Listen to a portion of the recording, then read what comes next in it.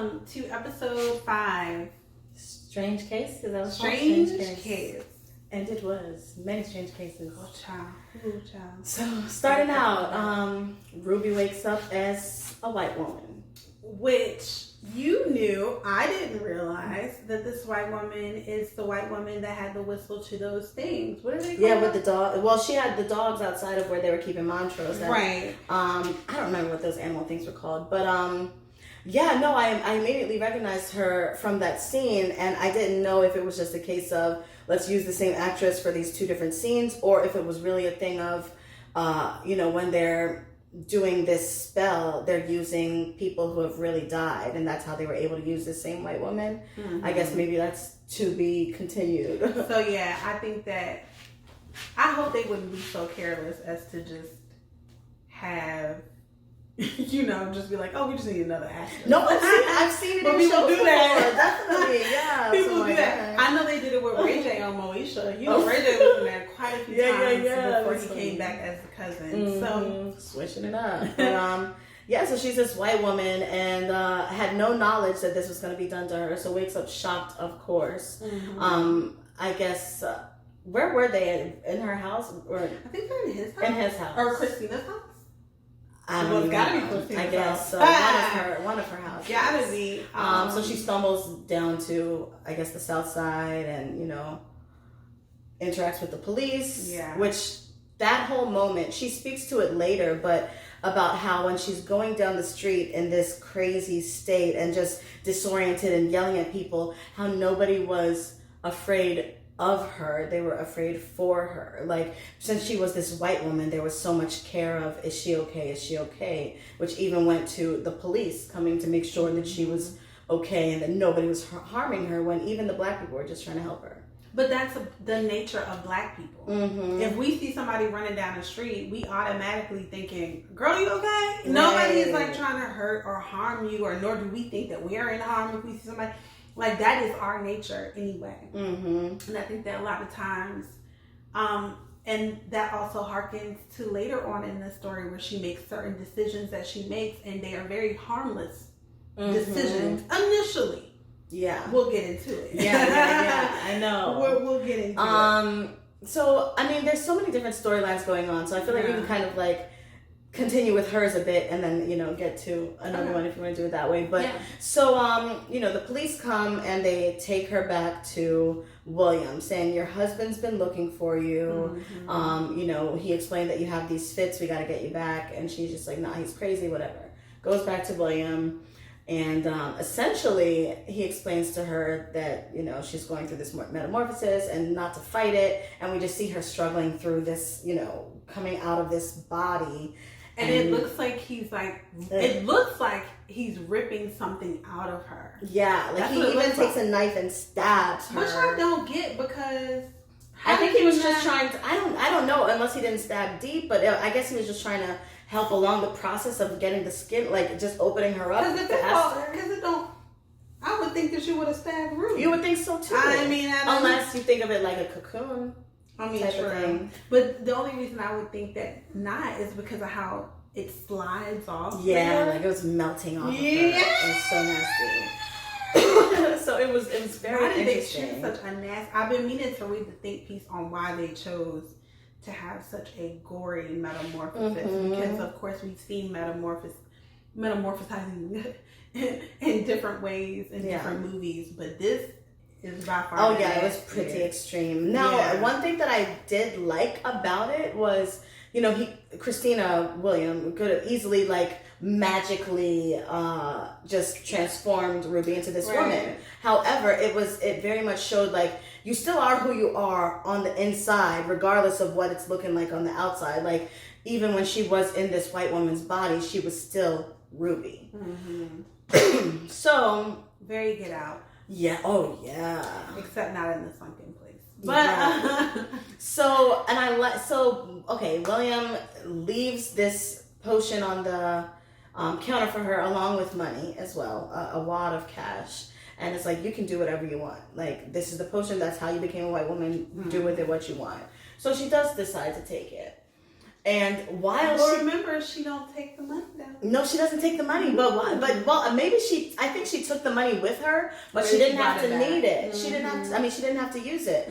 Now, while she's going through like her first day as like, okay, I'm a white woman by choice, and exploring it on her own versus the scared first time, there's this beautiful poem being read in the background. Oh yeah.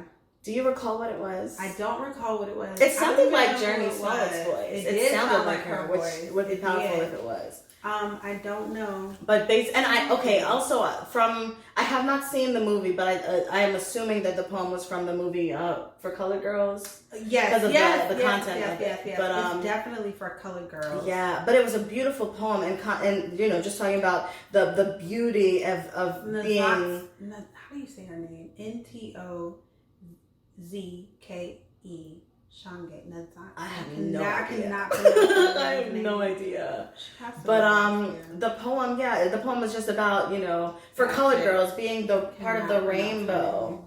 Oh yeah. I can't pronounce her name. No, we can add it. Yeah, we'll put a little. Yeah. There it is. There you go. There it is. So yeah, for colored girls that have considered suicide when the rainbow is not enough. That is the whole title. But that's so beautiful because when you really think about it and think about like the rainbow, what makes the rainbow stand out is all of the colors in it. Like if it was just a strip of white, like what I mean? Yeah. But so the poem is talking about the beauty of being a black woman as Ruby is now going through the town as a white woman and experiencing that. And getting her whole life. Like she was able to just sit in the park and read a newspaper, like in this very prominent white area. She went to the store, the ice cream parlor. They got ice cream for free because she was just a beautiful white woman, and just all these luxuries. And she even says like that was the only currency that I needed was being white.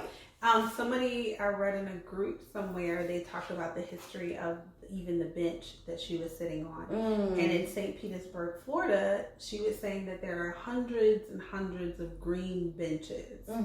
And as gentrifying is happening, they start talking about making like the Green Bench Cafe or the Green Bench whatever, right? And then people are like, why would you do that? And other people are like, why wouldn't I? There are green benches everywhere.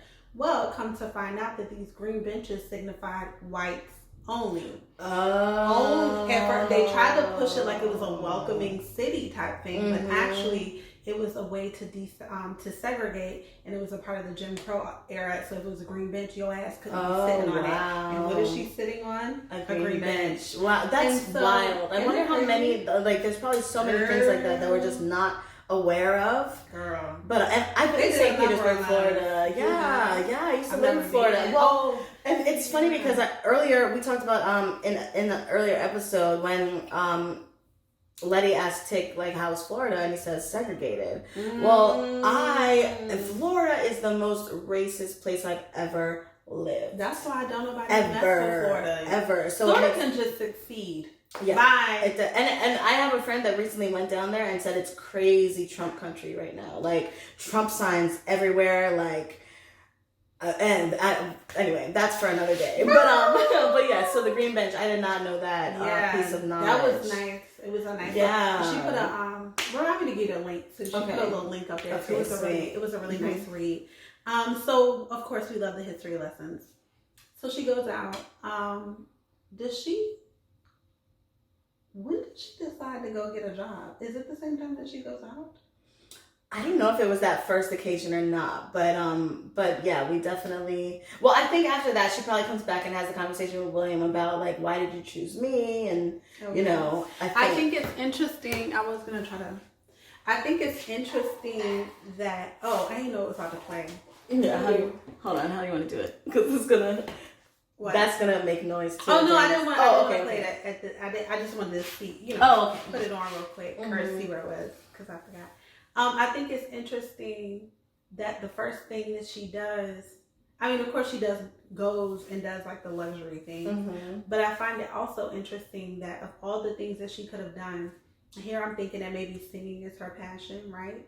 I'm thinking that there are other things that she would want to do, but no, she goes to that fucking store and goes to get a job. Right. And I'm like, there were a couple moments that stood out about that to me. Now, first, when she's with the manager, how overly qualified she was. Like, she made sense to prepare herself and to take classes, and she had education and all these things. She's more qualified than he is. And he even jokes, oh, you might take my job. Her black self is probably more qualified than any of the workers there. At the damn place. Period. But that's life.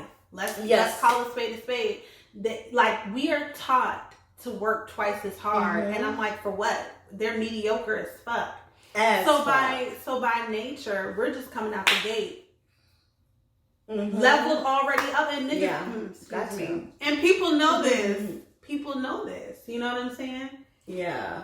So it was a pretty endearing story that she told about why she chose that place. She had gone there with her mother because it was kind of her mom's thing, and she would take her and her sister there, and one of the clerks, when they had come, made her feel special, so she wanted to pass that along. So it's just always been a lifelong dream of hers to work in this store, which we really find out ain't all that. Like, it's like, okay, soon, at all, very soon we find out. There's one black girl working there. Tamra. She's so cute. She's so cute. But completely unqualified. It was really like, I guess that's kind of when people assume of the whole, when people are just filling quotas, like hire a black person because we need to hire a black person. Like, she she didn't know anything. She didn't have the education. She didn't have the training. And she didn't even know about the free classes. No, she didn't even know. Ruby was like, Ruby was disgusted. But that goes to show you we don't really have to try that hard, y'all. Like, they know they mediocre as fuck. They just know. Anyway. Yeah, so we can, I guess, what do you want? Pause that story there and pick up with the next scene. Who, Montrose? Montrose. So we pull up on Montrose. This is Montrose's, really, it's Ruby. This is his shine. Ruby did such a great job, but for somebody that just had to act through emotion and face and just presence. Minimal words, just acting. I swear the only thing he said was this right here, gone. She's gone. And that was it. Yeah. So, I don't think that he said anything. So we know from the last episode, he killed, I think Yamima is her name. Who was supposed to decipher the language of Adam and all these things. Like, and the scroll that she had is also missing. So he's just sitting there waiting to be caught. Like, he didn't try to deny it. He was just sitting there cleaning the blood off what he's like, just thinking about what he's done when Tick and Letty come in. And Tick opens up a can on him. Rightfully so, though. Like, why would you do that? It was a pretty intense moment, because also Montrose didn't fight back. He just took this beating. He knew he was on some fuck shit. And I find it interesting that they're still going with, he's trying to protect us. Like, nah, he's trying to protect something else. He's trying to protect himself. It's something. Like, I don't know what Montrose's deal is, but it's more than I'm just trying to protect my family. For sure. Because for real, the way that I'm seeing it, like, on first episode, he's like, man, talk to your ass in about 5 years. So how could you have such a deep affinity? Right, now I have to protect my son. Now all of a sudden, I don't think that is, I think that Montrose has always been caught up in his own life. His own stuff. He's looking out for himself. He probably got himself in some heck of a mess. Because why are they even taking you? You know what I'm saying? Like, really, it could have been a situation where they just wrote the letter. You know what I'm saying? And didn't even have to kidnap him. Yeah, they could have just wrote the letter and sent it, and he would have came. Yeah. But they kidnapped you too? Like, what did they kidnap you for? What happened to you while you was at the castle? Right, what went down there? Right, and how long were you there? I guess the guy at the bar did say he hadn't seen him in about 2 weeks. So he was there for about 2 weeks. Yeah. But what happened? What happened during those 2 weeks? Nobody knows. Were they just keeping you there to lure Atticus? Like, I don't know. But even still, I feel like he knows more. He knows a lot more. Because he burning books and hiding stuff, killing people. I mean, you doing a whole lot. Like you pointed out to me, letting go of scrolls after niggas and really just went to the center of the center of the earth. Indiana Jones stuff for this. You're doing too much. Too much to cover up what? So have not found out what yet, but we see.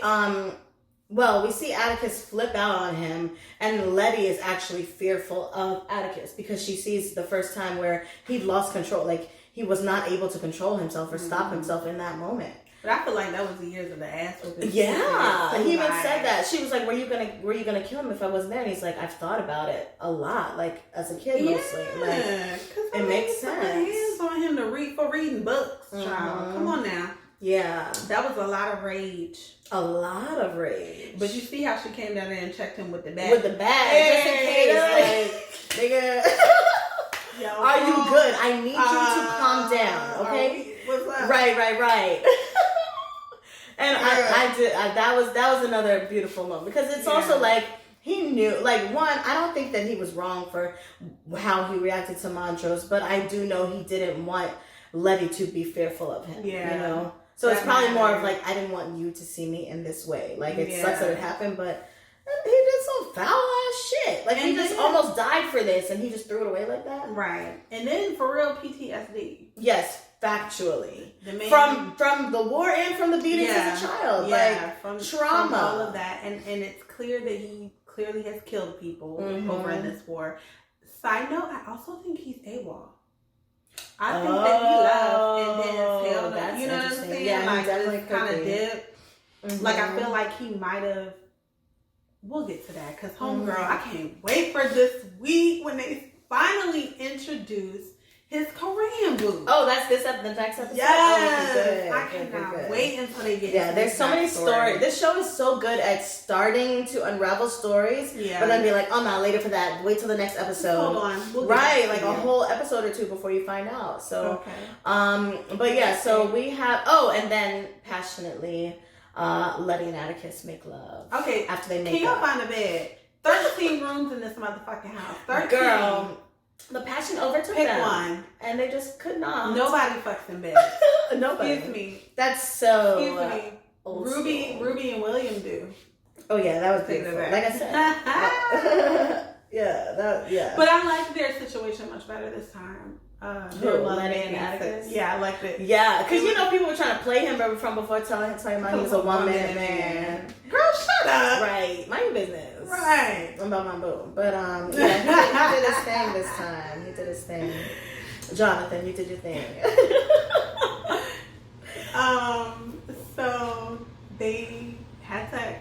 And I'm really trying to see how this is really going to, like, because Jamie Chung is coming back into the story, so I really want to know what happened. Him and Letty talked about it a little bit. He said he had a woman, and she asked if he was in love. He was like, I really don't know. Yes, you are. Right, clearly, you still calling Shorty like it. I mean, 555. Like, you know it like that. You got 12, 13 numbers in it, and you know it like that. You in love with Shorty. Honey. But honey, he knows that number. But we have no clue anything about their story at all. But all we know is that she was a nurse and he was a soldier.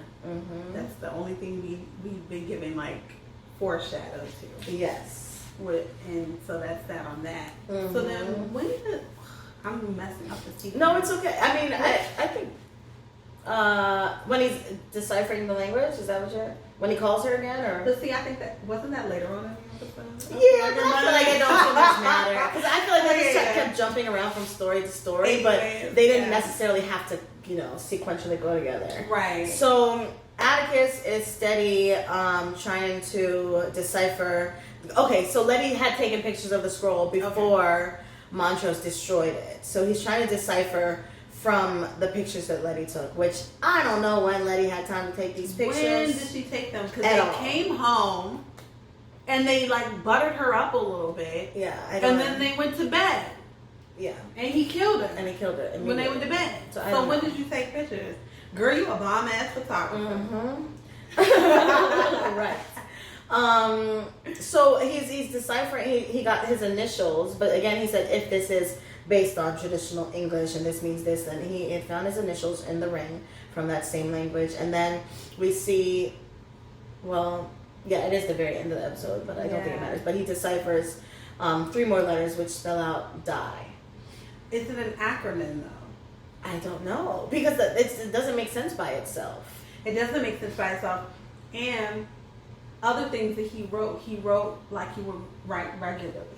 Mm-hmm. But that protection was written out regularly, right? Lowercase, like. Oh. Do you know what I mean? That was the only thing that was written in all caps. Yeah. And I'm like, does that stand for something? Because, like you said, alone. So but this is the thing. So when he deciphers it, he calls his Korean shorty. 555. Right. And he's like, how did you know? And she says, do you believe me now? Yeah, she does. Right. Yeah. And he's like, well, are you? And then she hangs up. Well, are you what? Like, that's another cliffhanger. Was he asking her, are you a son of Adam? Or not a son, but are you... I don't know, but he was... Because all he said was, well, are you? And she did. Please. And she hung up the phone. I want to hear what she said again. So this next... Well, is the next episode going to be like a recap of their history? Or is it I think they're gonna give us a capsule episode of how they met and everything like that. Which means they probably will... She will say something about DIE, right, or whatever it was, or which I cannot wait. She looks beautiful in this. Nice. Preview. I didn't even see the preview. We have to watch that. Oh yeah, we have to look at that. Okay, she looks so beautiful. So let's go. I think we should go to Montrose next, and then back to Ruby. Okay, perfect. So, what's homeboy's name? Sonny, is that his name? Sam. Mm-hmm. Okay, shout out to everybody from Noah's. Did you watch Noah's Ark? No. Oh, they had some people from Noah's Ark. For those of you that watch Noah's Ark, tell me you didn't fall in love with that. Oh my God, it was so nice to see that. Girl, you need to get into it. It is a show that comes on. What's the LGBT channel? I don't know. It first came on NBC, which I was surprised. Very progressive show. It's a show about 5 gay men and their relationships in life, and that's just it. And it was on NBC years ago for like 1 season, and then they canceled it. And then that LGBT channel, what is the name of that channel? I can't think of it. Is it the same channel where RuPaul's Drag Race? Yes. I can't think of the name either. But I did see some people from RuPaul's Drag Race on there. Yes, Shangela and Monet Exchange. And Monet Exchange. Yes. So, and the other ones from outside of Shangela and Monet Exchange, the other ones were from Noah's Ark. Okay. So it was just so nice to see. Yes. Beautiful. So to backtrack a little bit, in a previous episode, we heard a rumor that Montrose was maybe gay and involved with Sam from the bar, who we did know to be gay from earlier. Mm-hmm. So Montrose, again, being in his feelings, in his head about what's just been going on, like whatever, because again, like you said, he maybe did only say those words during the episode, she's gone. Maybe that is all he said. I'm telling you, that's powerful. Wow. That's why I say everything else was just happening around him, and his presence was responding. Come on, visually. Just visually, with his eyes, his look, his one eye, because one. No, my thing was he never said nothing. He just kind of was just in it. So he goes to see Sam for comfort and for to relieve some of. I'm assuming the same type of thing Letty was talking about, how she just wanted to feel something, you know? So to relieve some of that pent-up stuff that he's been feeling. So we see a very passionate scene between him and Sam when they're having sex. And that surprised me because you don't see a lot of gay sex on TV, period. Child, it reminds me between men. No, you don't. P-Valley, another show, they also had a very intimate sex.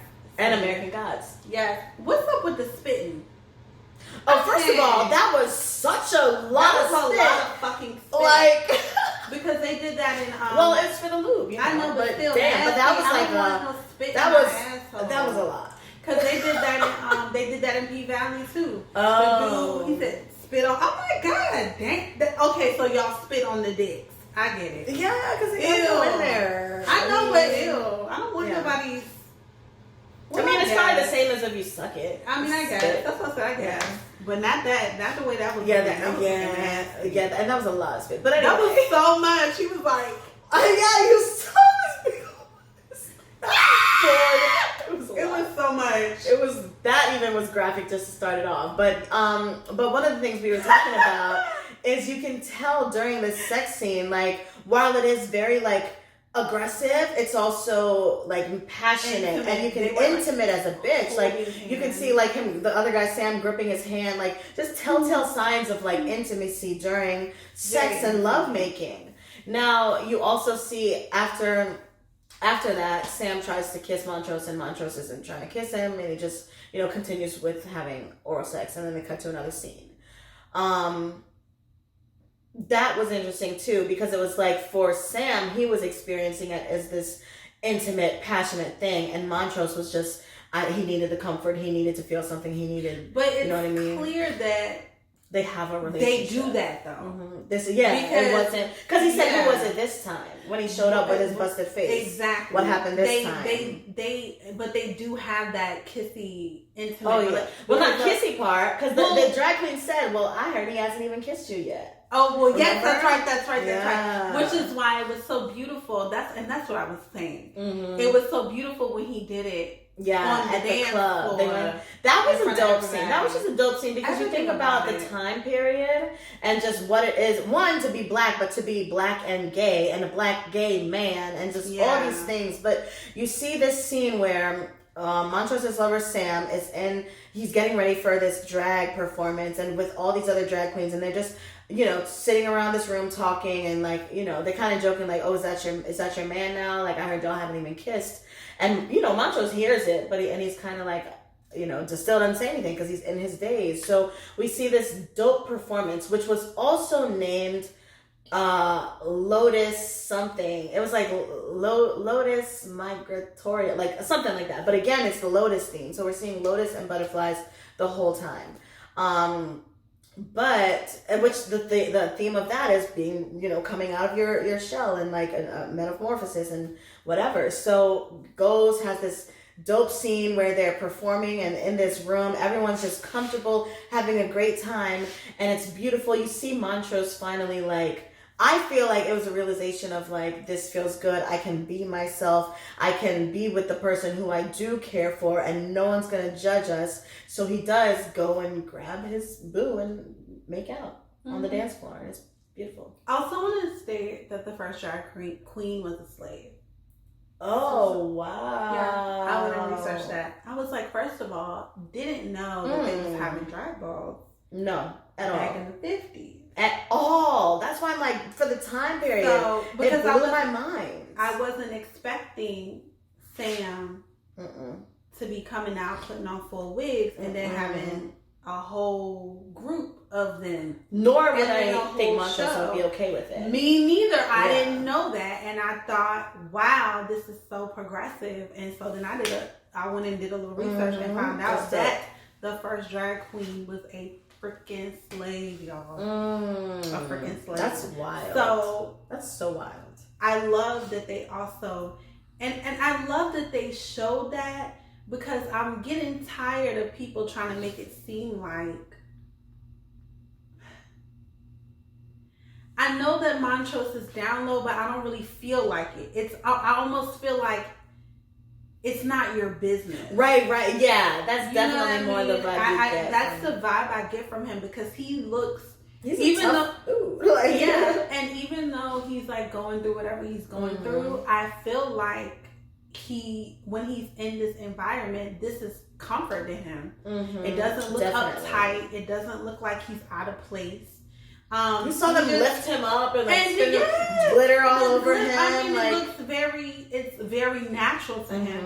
And I feel like if you don't know that about him, it's just not your business. Right. It's not that he's trying to hide anything. It's just not your business. Yeah. And that's the vibe that I was getting, because for somebody that is trying to keep it on the low, I guess you could say, I don't see him even going to go kiss Sam, even though this is a drag club and everybody in here is probably with that lifestyle. I still don't even see him doing that much. I don't know. But that was their first kiss. Yeah, no, but I'm saying I don't even see. I mean, I still wouldn't even see him doing that much if it was something where he's like so caught up in you know, what other people are thinking or saying. Do you know what I'm saying? Mm-hmm. Like, I feel like it wasn't that much of a secret because the tree guy knew, and it's like that's already. I don't really think, you know, So it was really nice. Yeah, it was pretty sweet. I thought it was a really dope scene. And the thing is too, it's like Montrose has such a complex character because it's like you want to be so upset with him for a lot of different things, but then there are these little moments where it's just like, okay, you want to kind of root for him too. Like you want to root for him and Sam and like their love story, but because it's probably like the way that he's so shitty and like aggressive and all that stuff with Atticus is because he's been kind of, you know, hiding his love and his his true self. Dora was a beard, bruh. Dora, his Tick's mama. Oh, okay. Dora, the whole family was a beard. What do you mean a beard? Oh, you never heard that before? No. Oh yeah, that's something. That's a term that that some men use as a guise to say I'm gay. So like I'm wearing a beard, like my family's my beard. Oh, I got you. Sort of thing. I got you. Yeah. And even Tick was like, you know, my parents' love was enduring, but I never really witnessed love. Like it was, there's just a lot of stuff we see in black families anyway. It's just dealing with each other because hey, we said we would stick together. I thought Dora knew that he was gay. I wonder. Yeah, I don't know. And I definitely wonder. When he started acting on those desires, right? Like I wonder if Tick, not Tick, George. George knew. I wonder if they just knew that that's just him. You know, that's him, right? Which also could have been part of his aggression is trying to be like I'm a man, like let me beat you, like it's like. But for real though, I'm not gonna front. When he started that fussing and cussing, girl, I be laughing. No, Montrose? Yes, I think it is so fucking funny, bro. I be like, you just that angry little something. Yeah, little thing. And then especially when it be toward Atticus, who's like, what? Right. Like, you know what I think about your boy? I be like, all right, damn. Right. You about to go off. Yeah. He be snapping. That first snap when he came up out that ground, nobody tell you come say to me. Right. Oh, like, damn, alright. Shit. Yeah, so to see him be so vulnerable is really nice. Yeah. It's a complete flip. He be tripping. He be snapping. But, and like we said, he just like ended the last episode slicing someone's throat. And then we see him being intimate with a drag queen. So it's like, alright. Complex character. Let his ass get whipped. Right. But not as an actor, he is doing his phenomenal. Thing. And for real, everybody is bringing it. And I don't see why these people don't. First of all, episode 3 and episode 5, as of right now, out of 10 episodes, episode 3 and episode 5 need to have Emmy nominations for writing. If y'all don't have no Emmy nominations, something is wrong. Yeah. Something is wrong. 3 and 5 have knocked it out of the park. Journey to 3 and they all Montrose. I'm gonna need a supporting actor nomination from you. Ruby. I'm gonna need one from you. Her. Yes. Same thing. Journey. I'm gonna need a leading actress. Journey. Jonathan, my boo. Jonathan. I'm gonna need you already know. I mean, Christina. You could probably even do Christina supporting. is really doing her thing. Like, I understand it's like she has almost like a character you'd love to hate type of thing. Like she's because you can tell that she's playing puppet master with the blacks, and I don't like that. Right, that part I don't like that part. But because white women do shit like that. Right, and that's what Shirley said to her. Like y'all's only disillusionment is with yourself. It's with yourself. Yes. Facts on and facts. she was like, true. Okay. Yeah, but I feel like Christina is a brilliant, powerful woman, and she's using that. Like, I feel like she's aware of the way that things are, black and white. I don't think she too much cares, though. I think she's just like she has what her. Yeah, she has her motives, and that's it. I don't care how y'all getting it done. Just get it done. Just get it done for me because I'm not lifting no fingers. Okay, I'm already doing the William Christina thing. So. I feel that. Yeah. So that was pretty sweet. So she was like, I got some some blacks that really want to be on an adventure. Let me go get Let me go do what I gotta do. Some things real quick. So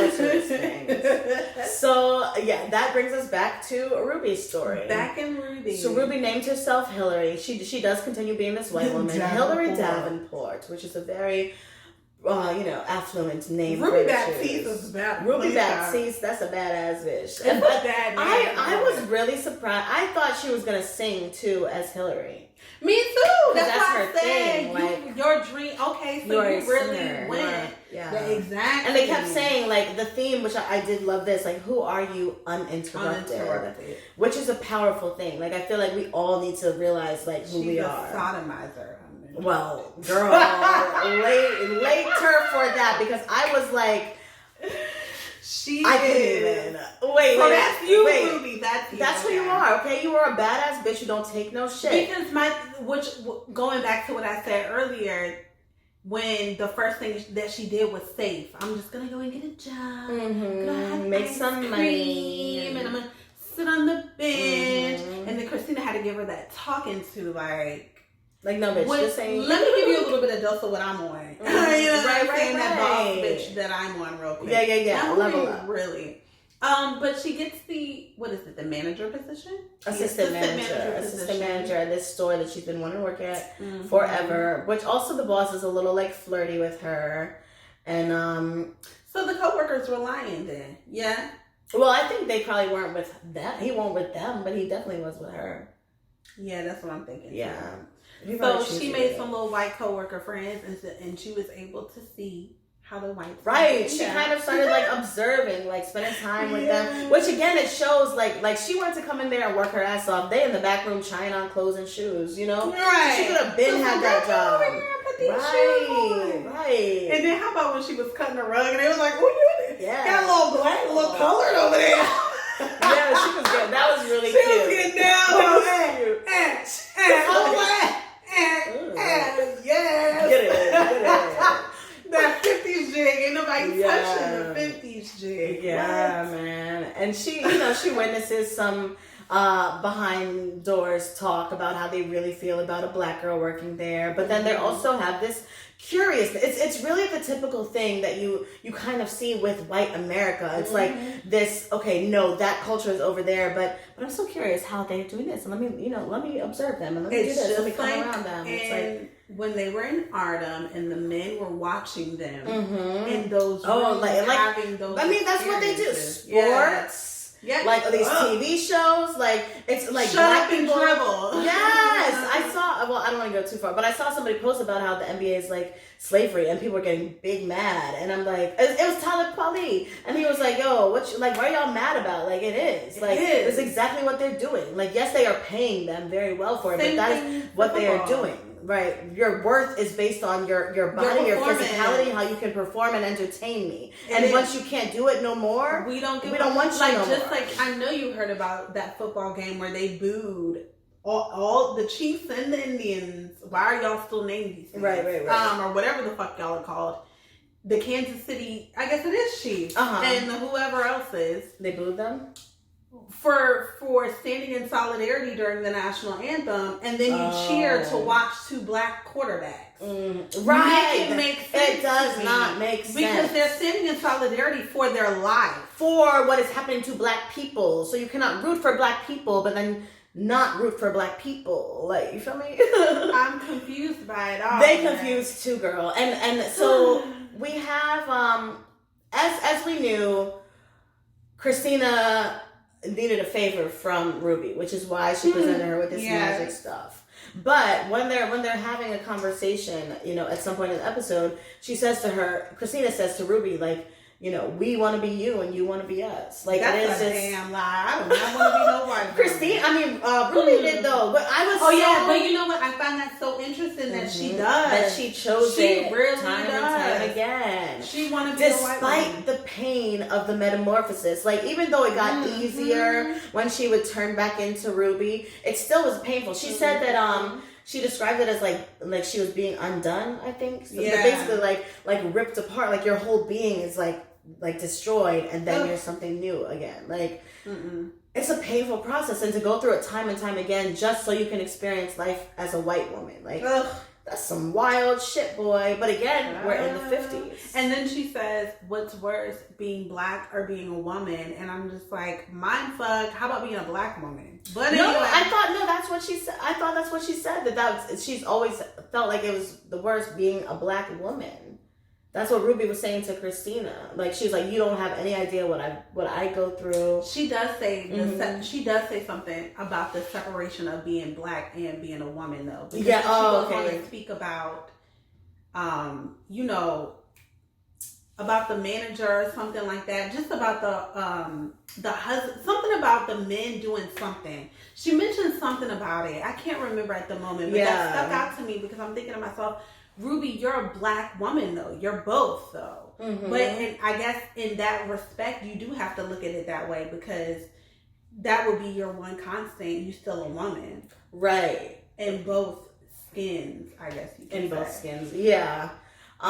So we see, the white women with their fascination with black culture. They want to go to the South Side. They want to go to a nightclub with black people and experience it. And it makes me sick because they have the freedom to do that. Right. Nobody's going to be like, blacks only. Any fucking don't way. come on Right. here. They let them in. That's y'all's move. Right. Y'all be the ones. We are not like this. That's what I'm saying. We are so much more loving and inviting and community oriented than what other people are trying to say. Violence is the last thing on our list. Right. Really. Right. And she, not only are they accepted, the people dancing with them and everything. Yeah, it's definitely like, it's just okay. have a good time. You can have a good time. Nobody makes them feel any type of. And I'll be honest, I was scared that some fuck shit was gonna happen and the police were gonna come and somebody was gonna get hurt for no reason. But I'm glad that that's how the scene went. It was just them experiencing. And the fact that we think about things like that, like I'm sure they weren't thinking that. Yeah, at the club, right. The police are gonna come and something. Nope. Because it wouldn't have affected them. It would have affected the black people. Mm-hmm. So I feel like what we see in that scene is Ruby when she's kind of looking around and like this is her element, this is her environment, like she's even looking at the band playing, and I feel like that's when she was like, nah, this is who I am, like fuck all this other stuff. Because she goes out and then she has another vial to keep being Hillary Davenport, but she crushes it, right? And we see another gross scene of her transforming, like the skin peeling off of her. Yes, and she's just soaking in the flesh and blood, and but powerful thing that happens during that, because it's in the back of the place, she's in the alley and sees her boss trying to basically like rape Tamara, the black employee. Calls her a nigger bitch. Calls her, yes, when she punches him in the face and runs away because you trying to force yourself on her. So because that's who he's being fresh with, right? Yep. Not the other one. Not the other one. Tamara. It's yes. Nasty. So now Ruby, what she does with that. So wait, we missed the part. What? The sheriff's office. Oh, yeah. Okay, the favor that she needed first. Right. Yes, Christina's favor. She gave her the little maid outfit. You know what you do. What Jocelyn say? You always got your maid outfit. Look at you with your maid outfit on like you always do. Gives her the maid outfit. And I love that part because she's looking at her like, bitch, you just asked me to be a white woman. Then gonna give me this maid outfit. Right. Come on, girl. But she wanted her to plant something. Which is a symbol. I need to go back and look at something else because I saw somewhere that it was a symbol that appeared in another episode. Well, it's that same symbol that keeps appearing anytime Christina does magic. When she first had the the invisible force that stopped the car when they were trying to escape. Yeah, I'm talking about it's in the book though. Oh, it's in the book as well? Somebody put up a picture of it in one of them groups. Oh. And I need to go back and look. Yeah, for sure. It's in a so it's a relevant symbol, like for right. I don't know, but I don't know who's looking in the book and what book it is. Yeah. You know what I'm saying? So I want to. Who knows if I'll catch this shit? You know how people be catching quick stuff, and I don't know, but I want to see what the book is or what it could be. But you're right, it does show up every time she's doing something magic. Yeah, it's even in like the basement. I think. Seal. Yeah, it's that seal. That is. Like you said, on the basement and something else. Yes. So she tells Ruby to hide it in the sheriff's office. Ruby does a terrible job hiding it, in my opinion. Puts it tosses it in a desk drawer. Wait, Is it because they were coming? No, I think she did it real quick, and then she heard dude in the closet, and she opened the closet. Then that's when she heard them coming. So there's what was somebody up with hanging up that? in the closet, y'all. Like bleeding from the mouth, all type of disgusting. So wait a minute. Wait a fucking minute. Mm-hmm. Did this man take that man's skin off and stitch it onto that man? Because remember, he had stitches right here. Oh, I have no idea. I don't think so because the sheriff. Okay, Ruby's in the closet with this guy that's been tormented and all that. The sheriff comes in with 2 other guys, and because he got stitches right here. But he had a black man's chest, didn't he? His chest is darker. I know. So wouldn't he have taken his skin off and put his skin on him? But I don't know, because they made it seem like the reason they had that guy was because they were trying to question him about something.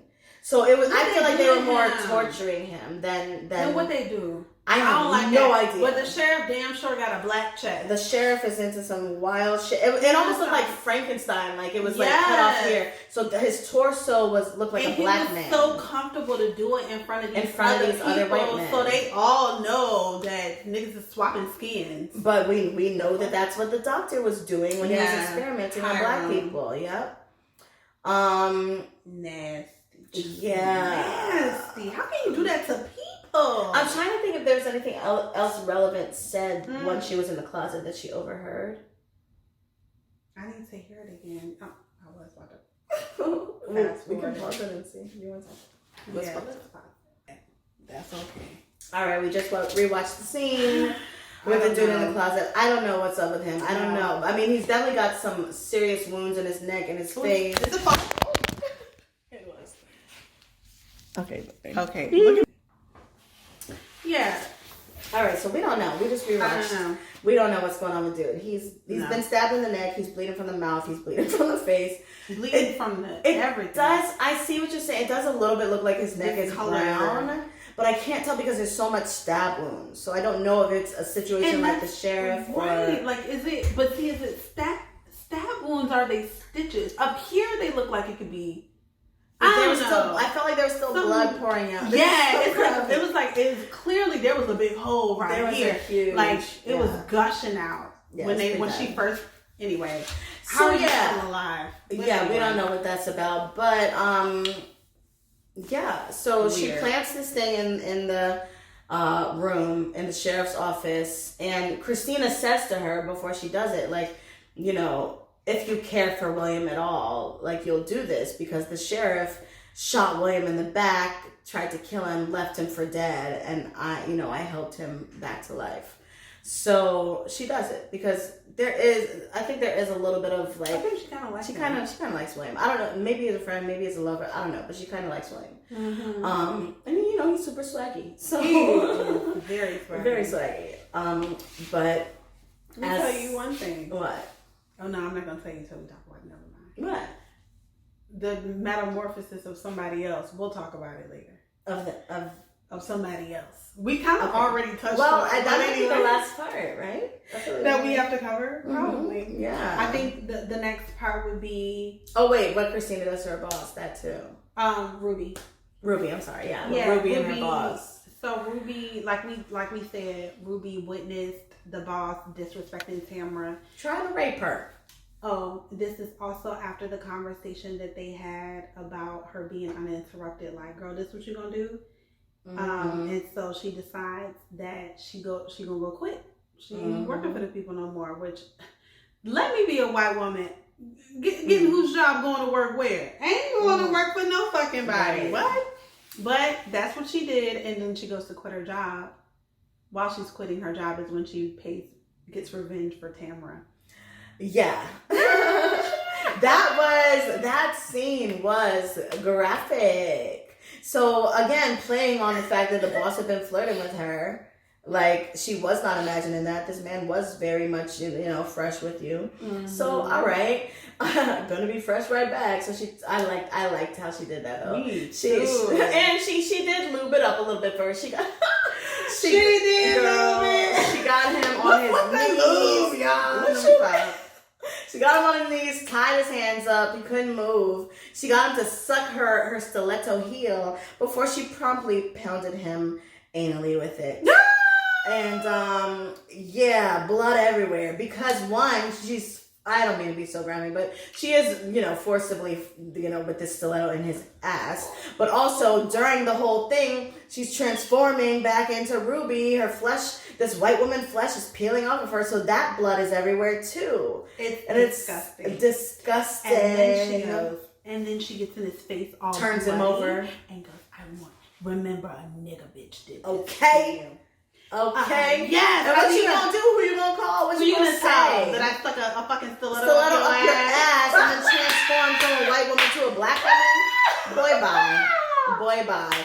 And I thought that shit was hard. As this is happening, they're playing These Is Blood Shoes. Yes. They were. Bodak Yellow. Yo, so I gotta say, we as of today follow 2 Lovecraft fan groups, but in one of them, somebody was talking about how they did not like that scene and they felt like she should not have done that, and that it basically was like 2 wrongs don't make a right type of thing. And it was just like, do you understand he was about to rape a black woman? I mean, fully gonna rape He had